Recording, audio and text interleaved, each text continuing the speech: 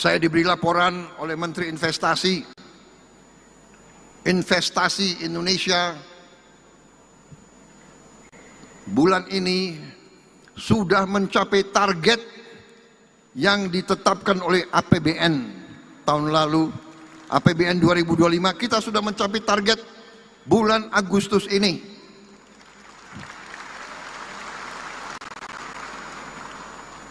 Empat bulan sebelum akhir tahun sudah mencapai. Kepala BPS lapor ke saya, angka pengangguran menurun, angka kemiskinan absolut menurun. Ini BPS yang bicara. Kita telah membentuk Sovereign Wealth Fund, dana investasi kedaulatan kita, Danantara, Daya Anagata Nusantara, Daya Energi Anagata masa depan Nusantara bangsa Indonesia. Jadi Danantara adalah energi masa depan bangsa Indonesia. Danantara adalah menjaga dan mengelola kekayaan anak-anak dan cucu-cucu dan generasi penerus kita, saudara-saudara sekalian. Ya, sobat RH sekalian, ini ada berita menggemparkan ya, Chelios. Nanti kita lihat apa kepanjangan dari Chelios itu. Ya, Center of Economic and Law Studies ya. Chelios adukan BPS ke PBB minta audit pertumbuhan ekonomi 5,12%, minta audit ya. Jadi sobat era sekalian, saya dihubungi oleh seseorang mempertanyakan soal pertumbuhan ekonomi tersebut. Saya tanya juga ke ekonom ya, salah satunya Fit Adrison.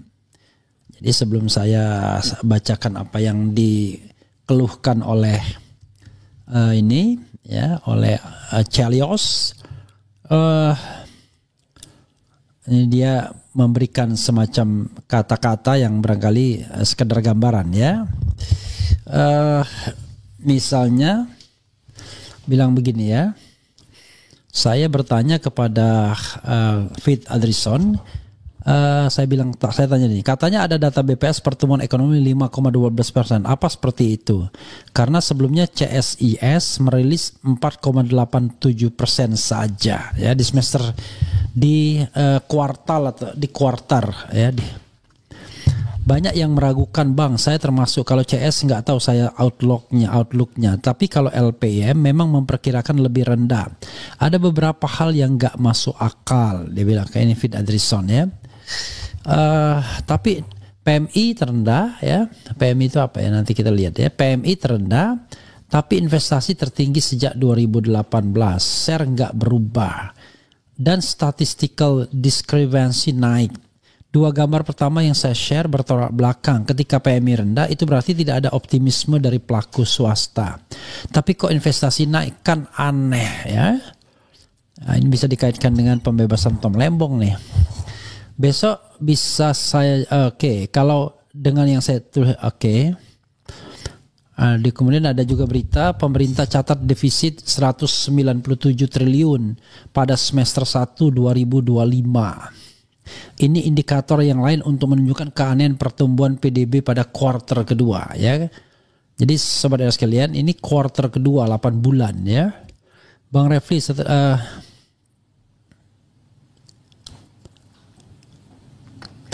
tapi dibilang gini, Bang Refli, setelah saya oprek datanya sepertinya masuk akal 5,12 tapi mungkin gak sustainable ya.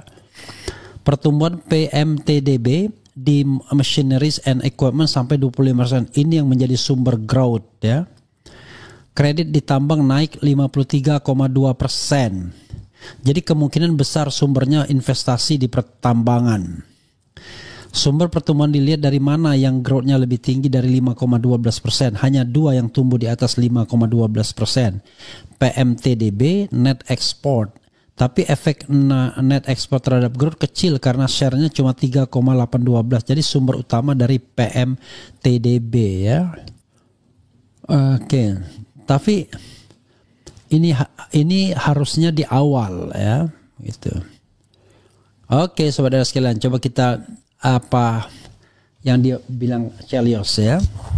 Center of Economic and Law Studies Chelios menyurati Perserikatan Bangsa-Bangsa PBB agar turun tangan mengaudit Badan Pusat Statistik BPS soal data pertumbuhan ekonomi RI 5,12% pada kuartal 2 2025. Direktur Eksekutif Chelios Bima Yudhistira menilai data pertumbuhan ekonomi 5,12% yang dirilis BPS tidak sesuai kondisi real.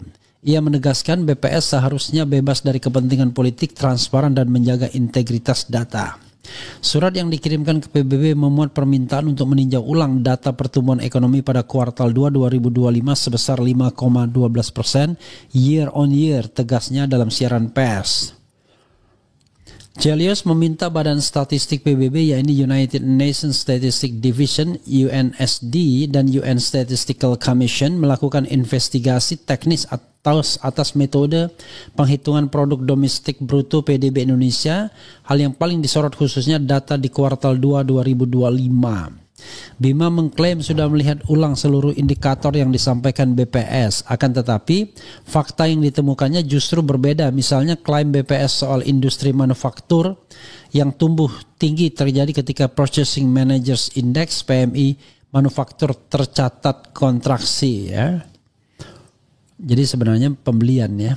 Porsi manufaktur terhadap PDB juga rendah yaitu 18,67% dibanding kuartal 1 2025 yang sebesar 19,25%. Artinya deindustrialisasi prematur terus terjadi. Data PHK pemutusan hubungan kerja massal terus meningkat dan industri padat karya terpukul oleh naiknya berbagai beban biaya. Jadi apa dasarnya industri manufaktur bisa tumbuh 5,68% year on year? Tutur Bima.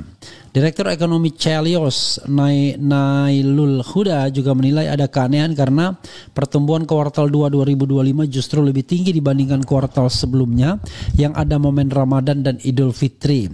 Ia menilai ada kejanggalan dan anomali dari laporan BPS tersebut.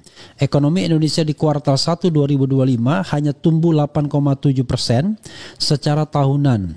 Secara historis pertumbuhan ekonomi lebih besar pada kuartal yang memiliki momen puasa dan lebaran. Sementara itu Direktur Kebijakan Fiskal Chelios Media Wahyu Askar menilai tekanan institusional atau intervensi dalam penyusunan data oleh BPS bertentangan dengan fundamental principles of official statistics. Data yang kredibel bukan hanya persoalan teknis tetapi berdampak langsung terhadap kredibilitas internasional Indonesia dan kesejahteraan rakyat. Data ekonomi yang tidak akurat khususnya jika pertumbuhan dilebih-lebihkan dapat menyesatkan pengambilan kebijakan wanti-wanti media. Bayangkan dengan data yang tidak akurat pemerintah bisa keliru menunda stimulus subsidi atau perlindungan sosial karena menganggap ekonomi baik-baik saja. Pelaku usaha baik itu besar dan UMKM, para investor dan masyarakat pasti akan bingung dan terkena dampak negatif, tegasnya. Media mendorong pembentukan mekanisme peer review yang melibatkan pakar independen termasuk dukungan reformasi transparansi di internal BPS. Ia juga mendesak pemerintah Indonesia menghitung pertumbuhan ekonomi dengan standar SDGs Plus agar dapat dipertanggungjawabkan. Pada Selasa 5 Agustus lalu, BPS melaporkan ekonomi Indonesia tumbuh 5,12% secara tahunan di kuartal 2 2025. Ini berkat PDB atas dasar harga berlaku sebesar 5,987 triliun dan PDB atas dasar harga konstan senilai 3,396,3 triliun. Koma ya. 5.947 triliun, sorry. Dan kemudian PDB atas harga dasar konstan sebesar 3.396,3 triliun. Dibandingkan kuartal 2 2024 lalu, perekonomian Indonesia hanya tumbuh 5,05% year on year. Kala itu PDB atas dasar harga berlaku adalah 5.536,5 triliun dan PDB atas dasar harga konstan sebesar 3.396,3 3.231.000,0 triliun. Ekonomi Indonesia juga tumbuh 4,04% secara quarter to quarter. Di lain sisi BPS mencatat pertumbuhan ekonomi Indonesia tembus 8,99% hingga semester 1 2025. Begitu sobat RH sekalian ya. Ini semacam peringatan ya. Jadi jangan begitu-begitu amat. Tetapi cobalah dicek lagi ya, karena ada pendapat dari Fit Adrison katanya kalau dioprak-aprek bisa saja, tetapi tadi dia bilang Bang Refli setelah saya oprek datanya sepertinya masuk akal 5,12 tapi mungkin gak sustainable. Jadi karena ada intervensi investasi ya, pertumbuhan PMTDB di machineries and equipment sampai 25%, ini yang menjadi sumber growth ya. PMTDB. Jadi apa ya? Sumber pertumbuhan dari mana yang growth-nya lebih tinggi dari 5,12%? Hanya dua yang tumbuh di atas 5,12%, PMTDB dan net export. Tapi efek net export terhadap growth kecil karena share-nya cuma 3,82%. Jadi sumber utama dari PMTDB. Karena saya bukan orang ekonomi, saya nggak paham PMTDB itu apa. Coba kita lihat ya. PMTDB. PMTB oke. Pertumbuhan modal tetap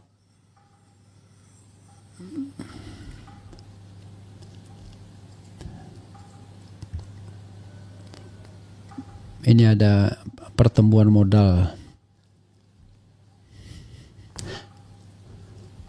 PMTB ya adanya.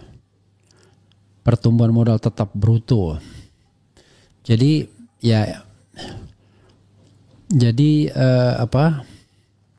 PMTB ini yang kemudian tumbuh. Jadi lebih pada karena adanya investasi ya. Ada investasi yang digelontorkan. Ini harusnya di awal ya, harusnya investasinya. Oke saudara sekalian, begitu ya. Coba kita bacakan komentar sobat era sekalian ya. Saya sekedar memberikan informasi.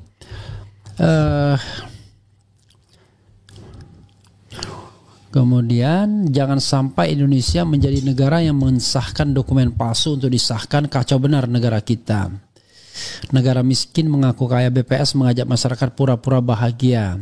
Usaha saya tiap tahunnya semakin menurun sejak 2017 sampai sekarang. Satu toko bangunanku udah gulung tikar. Kemudian daya beli menurun, pengangguran banyak dan semuanya. Masih dikatakan ekonomi secara keseluruhan 5,12%. Pak Erlangga Hartarto cuma teori atas laporan BPS dan umumkan doang. Pak R turun dong ke lapangan biar tahu. BPS, Kejaksaan, Mahkamah Agung, semua lembaga Indonesia wajib diaudit. Sepertinya sejak Wakidi semua lembaga negara ini sifatnya asal Bapak senang. Harusnya lembaga negara ini dibuat agar independen ya. Kemudian kekuasaan yang diperoleh dan dijalankan dengan cara curang dan zalim hanya akan mendatangkan kesulitan APBN dan kerusakan akhlak serta azab dari arah yang tak disangka-sangka. Makin absurd memang Indonesia akhir-akhir ini. Dihitung dari planet mana? Belum pernah gue lihat pasar tradisional sepi. Jelas 5% itu bohong. Maksudnya apa ini? Pengangguran ada di mana-mana, kejahatan kian meningkat, rakyat dipaksa kaya dan lain sebagainya.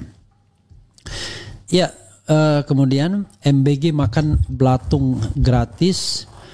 Studi banding ke luar negeri. Buat apa mereka berbisnis sama masyarakat tapi bukan memasyarakatkan masyarakat? Pejabat itu milik masyarakat. Kemudian tadi baru lihat info orang dalam konglomerat Lipo ke Solo pakai pesawat pribadi. Beras masih 15.000 per kilogram, komoditi lainnya masih tetap. Kayaknya menurut BPS beras harga segitu murah juga unvalid. Apa mungkin pertumbuhan ekonomi dilihat dari pertumbuhan judol ya? Ya, saudara sekalian, ini sekedar ya. Saya sendiri tidak paham terlalu dalam ya, tetapi ini hanya menyampaikan apa yang diaspirasikan oleh Chelios. Coba bandingkan barangkali, kalaupun ada pertumbuhan, maka pertumbuhan tersebut di-trigger oleh sesuatu yang tidak sustainable, yaitu investasi satu kali ya di bidang pertambangan tadi yang dikatakan Fitz Andriesson ya. Dia bilang begini, jadi sayang dia pertumbuhan PMTDB di machineries and equipment ya kan, jadi pertumbuhan investasi alat ya dan mesin-mesin. Jadi itu bukan sebuah pertumbuhan yang sifatnya sustainable kalau memang ada. Tapi pertumbuhan yang ya sekali saja. Kan nggak mungkin orang investasi mesin dan equipment terus-menerus kan. Jadi saudara sekalian, kalaupun ada pertumbuhan, maka pertumbuhan tersebut pertumbuhan yang tidak akan sustainable. Kira-kira begitulah ya. Dan karena itu ya, penting juga dilihat klaim Chelios yang sudah melihat semua indikator. Begitu sobat era sekalian ya, mudah-mudahan bermanfaat. Wassalamualaikum warahmatullahi wabarakatuh. Keren, cadas.